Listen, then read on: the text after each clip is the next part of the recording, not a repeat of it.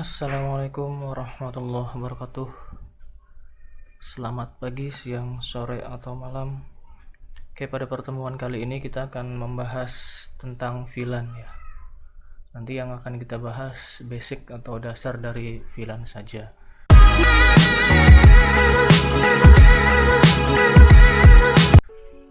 Oke, sebelum kita membahas VLAN, ada yang masih ingat dengan LAN?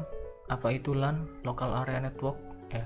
Karena nanti ini sebenarnya terkait ya. Jadi silahkan diingat-ingat dulu apa itu LAN, supaya nanti ke pembahasan LAN-nya itu kita lebih nyambung.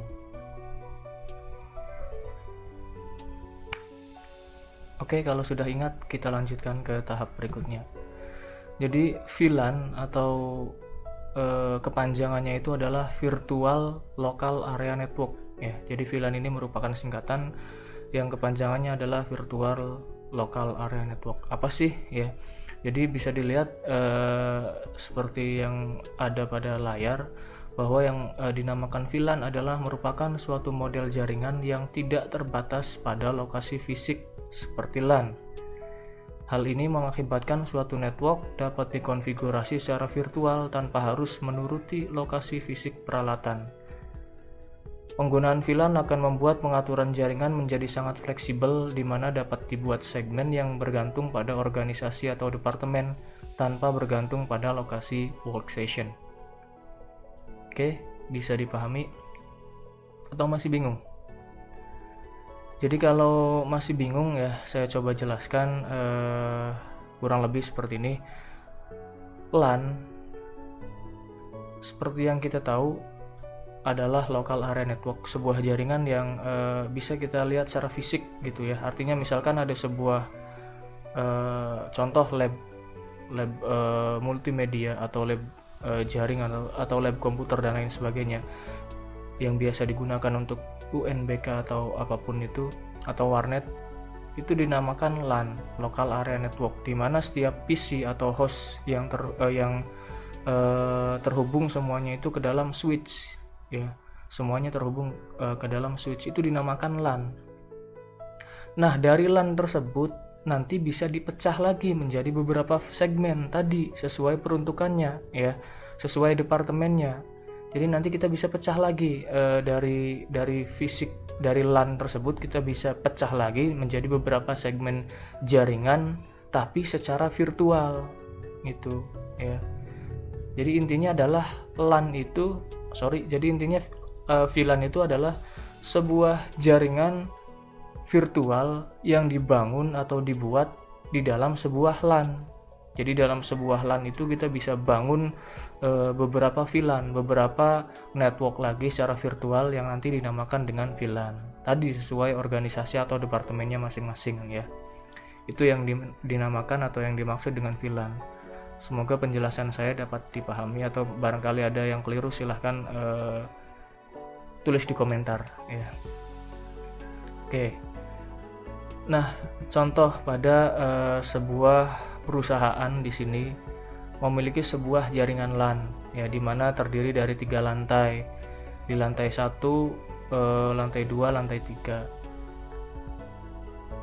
Nah, dalam perusahaan ini tentu biasanya terdiri dari beberapa divisi atau beberapa bagian-bagian lah, sebut saja bagian A, B, dan C. Itu nanti biasanya servernya juga berbeda ya, misalkan ada server untuk keuangan dan untuk administrasi atau apapun dan lain sebagainya lah. Nanti ini biasanya dibedakan itu, tapi tetap dalam satu local area network ya. Ini adalah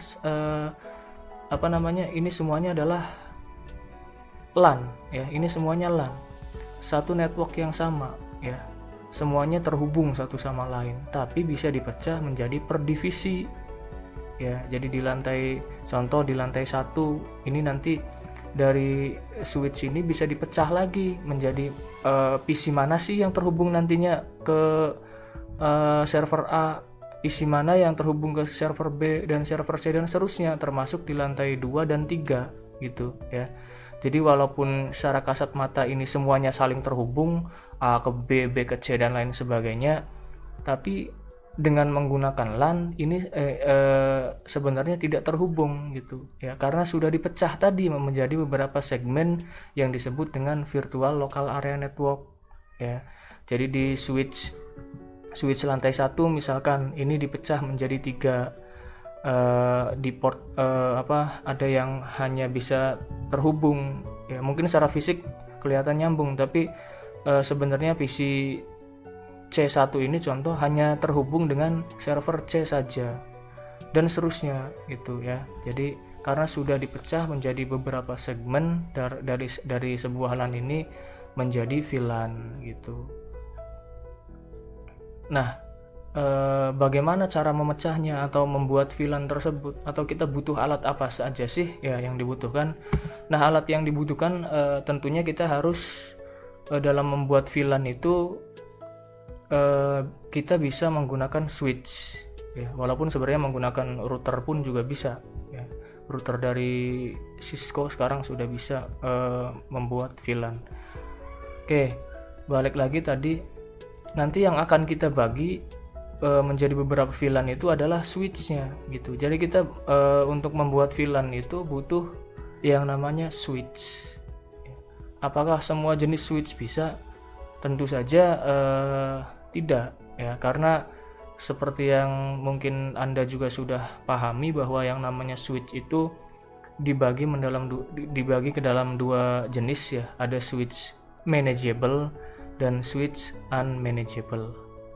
Nah, switch mana yang dipakai untuk VLAN? Tentu saja switch manageable atau switch yang bisa disetting, yang bisa dikonfigurasi gitu.